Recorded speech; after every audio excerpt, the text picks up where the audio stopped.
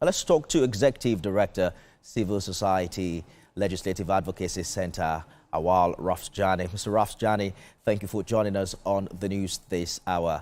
Nigeria keeps recovering looted funds, but how well would you say this money is actually tracked, spent, and measured for real public impact?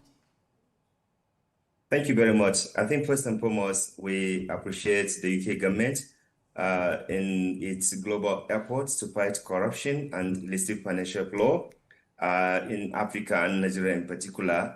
This is a good, sign of international cooperation that we have been advocating and working to ensure that looted, asset of Nigeria is returned. However, Nigerians have been, very much concerned about the utilization and management of this asset recovery.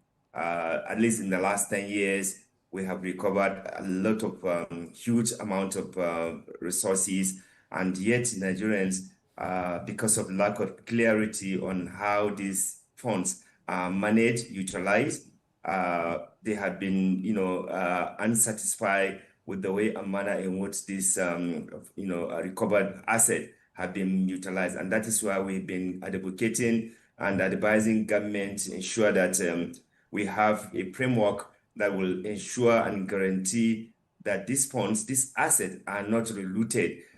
First and foremost, we need to have an independent, monitoring and oversight of these funds. Secondly, we need to make sure that we have a clarity about the MOU itself that has been signed between the Nigerian government and the UK government, and know where these funds specifically will be utilized, and also ensure that we have public reporting and audits on these funds. Again, it is also very important to ensure that we have a clear sanction against anybody. There must be consequences of anybody that is involved in looting these funds. This will also help to guarantee that this asset will not be looted. Lastly, it is very important to ensure that government dedicates these resources into a particular account separate from the general account of government for easy tracking.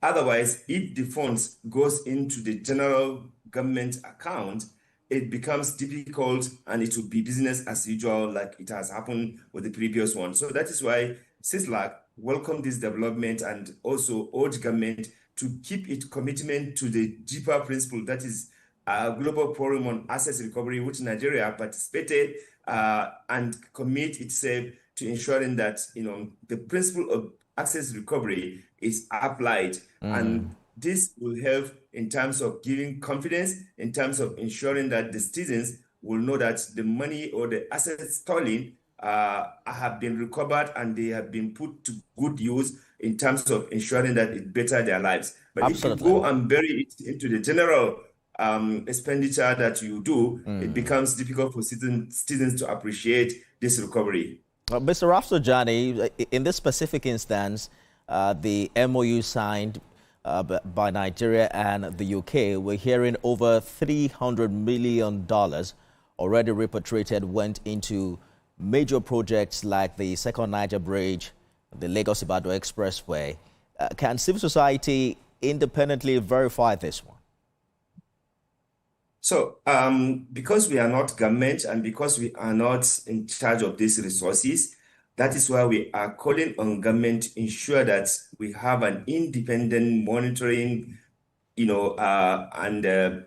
observation as well as oversight from the National Assembly. This will go a long way to keep confidence on Nigerians that whatever money government say that it's spent is something that can be traced, that can be tracked, that can be also measured. It's not something that will just, you just hear so much money had been spent and yet you can't tangibly, physically verify anything. Civil society is doing its best, but we are limited. We are not government. Right. We cannot have access to every information except government decide to, open up. And that is why we are calling on, public information to avoid even rumors, to help government have clarity to the Nigerian people. Because when civil society have credible and verifiable, information, they can help to at least disseminate this information and stop rumor and misinformation.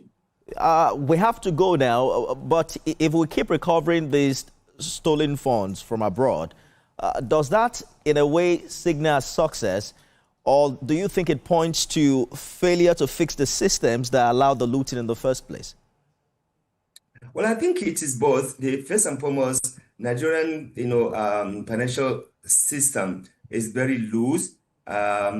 People are stealing this money every day. Let me tell you, on every blessing day, people are trying to undermine the law in this country and get away with it in many instances. So that is why civil society are becoming very vigilant to ensure that we support government to block the leakages, to ensure that asset of Nigeria, especially the money, is not stolen and being kept in abroad, where you have to spend a lot of money to engage in the legal process to even get the money back. Mind you, whatever money that has been stolen and kept abroad, you are not able to get everything, because a lot of that money would have gone into negotiation, into legal processes. So we lose, double, lose the money that we are supposed to have. And it is important that government understand the need to first and foremost prevent this looting from happening. Because once you block it, then it becomes easy to manage this situation. Executive Director, Civil Society Legislative Advocacy Center, Auwal Rafsanjani, thank you for talking to us. Thank you very much.